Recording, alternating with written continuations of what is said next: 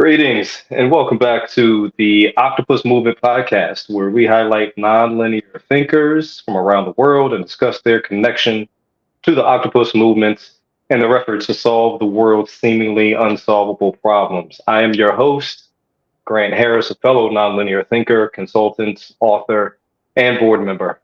And today I am very excited for our particular guest. Her background is extensive. She does a lot of things that we hopefully can dive into in all in 30 minutes. But I have the pleasure of interviewing Jennifer Hill. Jennifer, welcome. I appreciate you being here on short notice. Very much looking forward to the conversation. Thank you so much, Grant. It's a pleasure to be here with you, with all the viewers and all the other nonlinear thinkers out there around the world. Welcome to the Octopus Movement. Yeah. So Jennifer, when I say that you do a lot, you have lots of labels, lots of jobs, lots of things that you do: entrepreneur, TV host, moderator, trainer, coach, author, et cetera, and the list goes on. Um, I would love it if you would take us through your origin story, um, who you are, how your thinking shows up in the world, uh, anything that you would like to highlight about your background in particular. But before we do that, I do want to give condolences. I hear that your father recently passed away, and if you would care to share anything about your relationship with him, that's great. That's up to you, or if you'd like to keep it private. But I did want to give condolences for the passing of your father. But if you don't mind, if you could just share your origin story, the audience would love to hear. Thank you so much, Grant. And yes, my father did pass away a week ago, Sunday, so on February 25th. He left this world, and I am so grateful that my dad and I, had this incredible relationship the last 3 or 4 years of my life. Since 2020, actually, we were talking every day on the phone. I would call my mom, call my dad, and life was not always that way. In fact, in 2017, my mom and dad and I went with my ex-husband and built our first school together in Nepal. And then we had the honor of my dad and I, just the two of us, got to fly to Senegal in late 2019 and build a school together there. And it was unbelievable. My dad was a very, very generous, giving man, and it definitely shaped our reality. Sometimes, it was funny when I got diagnosed as being high functioning on the spectrum, which was much, much later in life, about 6, 7 years ago. I remember learning it was genetic. And I remember going, and I'm like, no, not my mom. And I'm like, my dad, yeah. It's like, so I'd had some interesting conversations in the last several years of my dad's life, just being very transparent and saying, Dad, had you ever considered that you might be on the spectrum? And, he was so sweet and regimented, like you'd eat the same food every day and do the same thing and never deviate. And so it was really kind of cool, though, that he and I grew closer in the last several years, because when I was very young, I didn't get along well with my parents. I didn't get along well with anybody, and particularly not with myself. I saw the world differently. The only way I could explain it to people, Grant, from an origin story standpoint, it's like, you got a book on how to be normal, and you got a book on how to be normal, and I was failing the class on how to be normal. Like, I was getting straight Fs because my brain just didn't process the world the same way. I couldn't understand, well, like a whole class would take an hour to learn a topic, and in the first 5 minutes, I'd learn the whole topic, and by the time I was 16, I begged my parents to please leave high school and go straight to college, which I did. And at that time, though, I had built my identity around being the good girl. Like, I could follow rules to a T. Like, if you gave me a rule, I could follow it. Okay, get straight A's and you'll be successful and you'll have your parents' love. Okay, well, I tried that on. Unfortunately, that logic puzzle in my brain didn't fit, because by the time I was 16, my sister had some needs that she had that needed to be dealt with. And so I felt kind of ignored, and I wasn't able to get any sort of recognition for all of the accomplishments. And I thought, well, in my deluded brain at that time, I thought, well, if I'm getting straight A's and being the good girl and that's not working, well, maybe I'll go to the other side and break every single rule that's ever existed. And that led to about 7 to 8 years of just deep self-loathing, depression, suicidal ideation. I tried to kill myself 3 times, twice almost successfully. In fact, my mom and I just drove by the place that somebody found me wandering after having taken a box of Somanex sleeping pills, and somehow or another I survived it. We drove by the place where my car was hanging upside down over a cliff when I was 17 years old. And the fact that I'm still here, honestly, Grant, is mind blowing, given I would not be here if it hadn't been by sheer force and miracles. And now I'm grateful to understand that everything that I thought was a detriment to me when I was younger, of not fitting in, not understanding myself or others, is actually what led me to build our new company. Is I had to study human beings as though they were a logic puzzle to better understand. Like, one day I might write a book called The Logic Puzzle Life, because I love logic puzzles. Like, if you give me, like, Lumosity has a game, if grapes can't be next to peas, but need to be left of berries, but to the right of banana, where does carrot go? And my brain is like, yes, that is awesome. Like, I love things where I have to, like, put pieces together in ways that other people maybe can't. And that's actually what led us to building my current company, is just studying people and really arduously trying to understand what makes us tick as human beings. So what once was my greatest detriment has become my greatest superpower. Wow. Well, thank you for that. Number one, several things. We have lots of things in common. Your dad and I had things in common. I eat very regimented. As a kid, it was like PB&J like every day, and then like in high school and college, it was like hot dogs like every day. So I eat on a schedule. It baffles my mind when people say, "Oh, I forgot to eat," and I'm like, "How did you forget to eat?" Every 3 hours. It's on the schedule. Yeah, it's There's on the schedule. So I understand. Also diagnosed late in life, high functioning. So we have those things in common. I see in your background that you studied psychology, studied people. Uh, so let's dive into that a little bit more, because I'm a psychologist by trade and at heart. When you're studying people and you're looking at the logic puzzle, how does your nonlinear thinking come into play? And when you're studying people, how do you move them around? You talked about building schools, building companies. How does that work in your brain and take it from your brain to out in the world? Hmm. So there have been 2 sides. It's like this dichotomy, Grant. So first I have to digress and say, yes, I am that person who eats the same food every day until I develop an allergy. I literally have food allergies to vanilla, peanuts. Like, I will eat the same day until I start, like, breaking out in hives from the food. And then I'm like, oh, maybe I should stop eating peanuts, since I've had that every day for 3 years straight. So that's just a funny side story on that. But going into how my brain does that, I have these 2 dichotomy sides of my brain. I have the one side of my brain that is completely, utterly logical and loves to understand rules and formulaic. And like you said, eating, I literally follow a 2-hour routine every morning.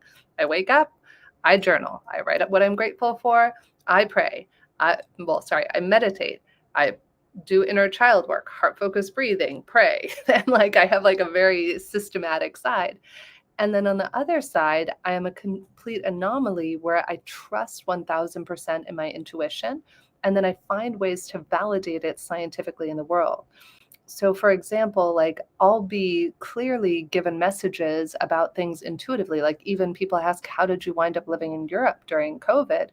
And it was one day I was, sitting in Paris or in London, and I wound up getting a message that said, move to Paris. And this was all intuitively. So I have this left side logic brain, and then kind of this whimsical right side of my brain that comes up with stuff that I don't know where it comes from. And it'll say, move to Paris. And I'm like, well, I can't move to Paris. I'm a US citizen, and it's US citizens are not legally allowed in Paris. And through following my logical brain process of, well, if I were going to move to Paris, how would I move there? Okay, I'd need to get my dog there. Okay, can you fly a dog? Can you take the train? Turned out you couldn't fly and you couldn't take a train to get the dog to Paris if I was going to move there. This was so random, Grant. The only way that I could have gotten my dog into Paris during any time of the year, COVID or not, was via the English Channel. And it turned out That was the only legal way that you could go into Europe during COVID. So like, what are the odds? So that's kind of the weird melody of how my brain works. My brain starts with a logical problem it needs to solve. Then some obscure message or something comes to me intuitively, and then I find a way to marry the two. Does that make sense? It does. I explain it similarly but differently. I have these dots out in the stratosphere, the atmosphere, and they're seemingly completely different apples, oranges. But then I see them, and then I find a way to like connect them. They're both fruit. They both have a color, and then I dig deeper to like, oh, now I see how this could like potentially work. And people are like, oh, I didn't see that before, and I'm like, well, I saw it out there, so I thought maybe it'll work. So yeah, similar thing, similar thing. You're not I have really- not come across, what yeah, I was haven't come across the issue of trying to get a dog across the English Channel, but that's an interesting one. Um, so I would love to hear more about your businesses. You mentioned that you just launched one, but you have a little bit of serial entrepreneur in you from what I see. So tell us about your businesses, your babies, outside of your dog, and what they're doing and how you do it, how people can be involved. Tell us about your business. Well, I have to say, Grant, I swear this was not a plant. Grant literally knows nothing about my business. I cannot believe you just used the apple orange analogy. That is the whole premise around our current company, OptiMatch. No joke. We even have 4 types, psychological types of See? motivating factors based on fruits. And I just got off a call with a potential client earlier. And she's like, well, why did you choose fruits? And it was for the exact reason you just said, Grant. I said, well, you know how it's like one person speaking apple and another speaking orange, and they literally cannot communicate, even if they both spoke English because they're speaking different languages. That's what we learned to do with our current company, OptiMatch, is we have 4 fruit types: mango, lychee, pear, and apple. And we help them to understand how they communicate differently and then to match people based on motivating types. So that's what I'm doing currently. We have an amazing medical advisory team. One of our board members is out of Colombia, Dr. Martache Cedar. He's been extraordinary helping us with this.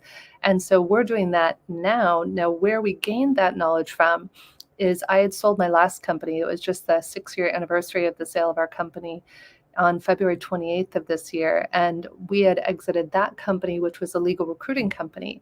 So I've always been fascinated, much like you are probably, Grant, from the psychological standpoint. When I was in recruiting, because again, I wasn't as adept as, say, a neurotypical person was, or a normal, the way somebody who is more linear or typical would think about it, I found myself analyzing to way more of an extent than any other recruiter I'd ever come across. Why is this person taking that job? Why is this person not taking that job? Why do these 2 people get along? Why do these 2 people not get along? So after studying that for 15 years, that then came along, and God bless my current co-founder, Jules, who I just hung up with. He's also neurodiverse and on the spectrum. And God bless Jules, one day he said, Jen, let's create a software that mimics your intuition for matching people based on motivating factors. And I was like, can we even do that? So thank God, with my intuitive side and his software and logical side, he was able to create a mathematical formula to mirror what we did. So I feel like my whole life has come to this point of helping people understand, how do we crack the code of human connection? And what if it's all about aligning our motivators? And where there's misalignments, like you were talking about with the apple and the orange, how do we create greater alignment and enhance coherence in all our relationships? So that's my vision, our dream of what I'd love to do by the time I die, Grant, is to reverse the accidental adversarial relationship between human beings while enhancing relationships between 2 people. Hmm. Interesting. When you had the fruit concept and the conversation, I'm a movie buff, and I don't know if you've seen My Big Fat Greek Wedding, but it's awesome. And the dad, he talks about fruit, and that fruit came from the Greeks. It's funny. You should check it out if you're not familiar. But I'm glad to hear that you were on a similar path with the fruit. Thank you for describing your ultimate vision, because that kind of gets to the heart of solving the unsolvable, or solving the impossible. And I'd love to hear more about your introduction to the Octopus Movement. What about the movement drew you to it? Perry's great. He's awesome. Was it just Perry, or was there someone else, or what was your involvement with the movement, and where would you like to see it go as a founding member? Where would you like? What's your vision for where it go? Yeah, it's a thank you to Perry for having me on here. Thank you to all of our fellow founding members and members of the Octopus Movement around the world. I have to say, this is going to sound cliche. It was destiny, honestly, Grant, because about a year ago, it was actually last June, I do a lot of speaking around the world, and I had written this new talk called Cracking the Code of Human Connection: Lessons I Learned with Asperger's. And so I was on this private island with about 200 other, founders and entrepreneurs around the world, and 30 or so people came to my session. And no joke, Grant, out of me sharing honestly and candidly about my journey with autism and discovering it so much later in life, 5 people in that class all realized they were on the spectrum, and later actually came to me and are like, oh my God, it changed my life since I last saw you. I got the official diagnosis. I reconnected with my husband, lost weight. My whole life has transformed. So around this time last June, I started realizing that I wasn't, for women, it's much less common for women, number one, to get diagnosed as being on the spectrum to begin with. And number two, we get diagnosed much, much later in life because we learn better masking and coping skills. So it's not as often diagnosed in women. There's a great book called I Am Aspian Woman. So somehow or another, in the middle of all this, I started sharing, and I'd be out to breakfast or coffee or somewhere with somebody, and they'd start sharing with me about their child, their mother, their brother, that they themselves thought they might be on the spectrum. And so I started being very outspoken and just sharing my journey in hopes that it might help other people, help other parents. And through this journey, I got introduced to many wonderful people, including many of our other fellow Octopi members. And Michelle Raz was one of them, who is a specialist in autism. And 2 people in the same week recommended the Octopus Movement to me. And I remember the first call that Perry and I had, when you find your tribe, you just can be yourself. That's how I felt when I met my now husband. Before I was with him, I was with a very neurotypical guy who was wonderful and set me on the path that I'm on now of spiritual, personal development. And when I met my now husband, it was the first time in my life, Grant, where I didn't feel like I had to fake it. Like I could just be my quirky, eccentric, totally off the wall self and be loved and accepted. And so when I learned about the Octopus Movement, of this tribe of people, and first there was Perry, and then I've had the privilege and honor of meeting many of our Octopi members around the world, there's a sense of psychological safety. And Grant, that's what interests me the most about what we're doing with OptiMatch, what the Octopus Movement is doing, is how can we as human beings cultivate greater psychological safety so that we have the freedom to be ourselves and that we don't have to mask. Because so many of us mask. We think we need to speak a certain way, look a certain way. And what if we all had the freedom to just be? That's a dream. It is a dream, and thank you for bringing up masking. Most our audience is wide, and they may not be familiar with the term. And let's take a stab at that, less so from a technical perspective and more so from what it looked like for you. What did masking look like for you? You gave some examples of trying to fit in with how you speak and how you move. But what did masking look like for you? Because you are spot on in my exploration and growing my network of neurodiverse and folks. Women manifest differently. They present differently. It just moves differently with women. So how did that happen, and how did that work for you from a masking perspective?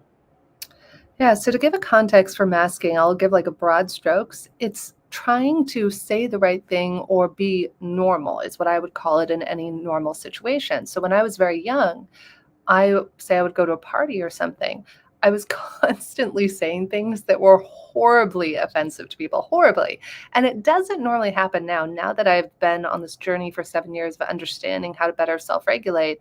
one of the things I've learned is as long as I've eaten enough, which I have to eat every 3 hours, there's a schedule for it, as long as I've slept enough, as long as I've taken care of my mental, emotional well-being, meditated, I don't normally have to mask. I'm normally more consciously aware, as my friend Arthur would say, of what's appropriate and what's not appropriate. However, I'll give you a funny example of a keynote I was giving in LA. So I get into LA, it's late January, there's a conference of people who I love and admire who are in my old industry, and I'm so honored to be invited to speak there. Well, because of the time change, I arrive in LA from Europe.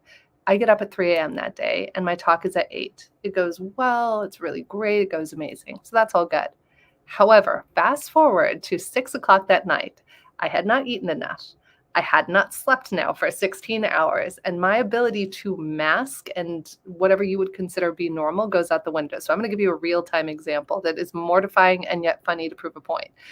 So my friend Jen, who I've known for 15 years in the legal industry, is always impeccably dressed, and she's wearing some spectacular coat, and she's standing next to this big, tall friend of mine, Al, who I also know in the industry.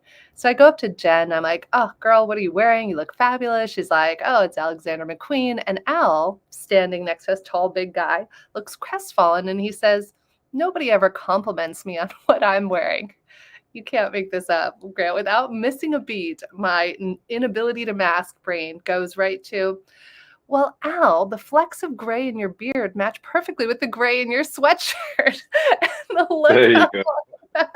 the look of like Al and Jen is like, she didn't really just say that, but most of the time, as long as I've eaten enough, self-regulated, meditated, slept enough, that doesn't normally come out. But sometimes that used to be my whole young adult life, which is why I felt so alone and, afraid of being in social settings because I would be to try and self-soothe so I could try and have some sense of normalcy around people. Mhm. Well, thank you for that. I've been told that I am less than aware of my comments around other people that I don't know, and I'll Yeah. just say what's on my mind. I'm like, well, either they can't hear me or I'm never going to see them again, so I'll just say what's on my mind. So I can commiserate with that. Thank you again, Jennifer, for giving that uh, introspection when it comes to masking and how that came for you. So, with the time that we have left, you started this conversation talking about the schools that you created, you and your father. So, can you walk us through that? How does one go about creating a school, especially in a place that places like you've mentioned, uh, and not one but two? And what are these schools about? Who do they serve? What's the purpose? Tell us more. Yeah. So when again, giving accolades to my ex-husband, who I really owe so much of my life to, he really helped me when I met him. I was in a really dark place. I was bulimic. I was suicidal. I was drugs, alcohol, everything. And then my ex-husband introduced me to kind of spiritual development and personal development. And that was the catalyst that then put me on the path now. Well, one day in about 2010, I was reading a book called Half the Sky. And it's by Nicholas Kristof and his wife, who are a Pulitzer Prize winning journalists. And it was about how women hold up half the sky. And as I read that book, I just fell asleep crying every night. My ex-husband saw me and he's like, what's wrong? And I said, well, I don't know what to do. There are so many atrocities in the world. And, my brain couldn't solve the logic puzzle. It was like, I does not compute. This is terrible that these things are happening. And I said, maybe we could donate money to build a school. It was $30,000. He said, my ex-husband then went on to read the book. And he said, why don't we start building schools? So really, he gets the credit for that, of that initial thought bubble of what if we were to build one? So about a year or two later, I was doing relatively well. It was my first company. And I was like, okay, great. I'm going to put aside $35,000, which is how much it costs to build a school. The World Bank matches that. And I'm going to put that aside to go build a school. And a friend of mine had built a school in Cambodia. So my ex-husband and I go off to Cambodia, and we really wanted to go collaborate with this person who he had built a school with. But something didn't feel right. My intuition, my spidey sense, I didn't trust that all 35K of that money was going to go to the kids, and I didn't know how to do that. So again, the logic puzzle came up and my brain couldn't reconcile or solve it. So we bought supplies for the kids in Cambodia, but I didn't wind up giving them the 35K. A few more years goes by. I'm part of a thought leader group. We're meeting in Monterey, California. And there's about 100 of us in a room, and you're partnered with somebody else, and you look each other in the eye and you say, what matters to you? And this was around 2017. And this about 5 years later, this young kid says, what matters to you? And I said, building schools. He said, great. Are you doing it? I said, no. And he said, why not? I said, I gave up on it. I'd talked to people much about it over the years, but you need infrastructure and relationships with the ministries of education. I had no idea how to reconcile all this.